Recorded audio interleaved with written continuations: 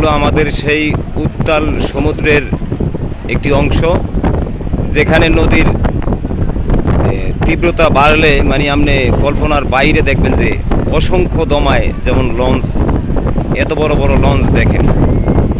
এই লঞ্চগুলো এই পানির সাথে যুদ্ধ করে টিকতে অনেক কষ্ট হয়। আর আমরা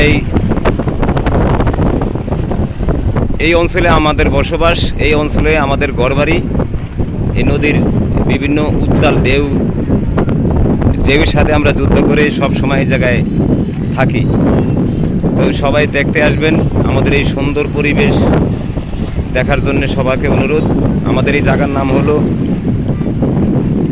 ভোলা চরপোষণের হালকা কিছু পূর্ব দিকে এটার নাম বলা হয় বেতুয়া। আপনারা বন্ধু বান্ধব নিয়ে এই জায়গায় ঘুরতে আসতে পারবেন, নদীর আবহাওয়া দেখবেন, নদীর উত্তাল ঢেউ দেখবেন, এবং পাশাপাশি অনেক রিসোর্ট আছে, থাকার মতো সুব্যবস্থা আছে। আমাদের এদিকে কোনো চাঁদাবাজি বা সন্ত্রাসী এই ধরনের কোনো ঘটনা কোনোদিন হয়ও নেই, আর ভবিষ্যতে হবে না।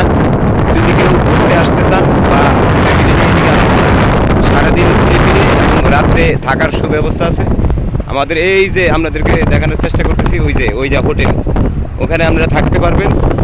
থেকে আবার পরের দিন আবার এই যে লঞ্চে চড়ে আবার আপনাদের গন্তব্যে বুঝতে পারবেন। ধন্যবাদ সবাইকে। ঈদ মোবারক। আল্লাহ হাফেজ, ভালো থাকবেন।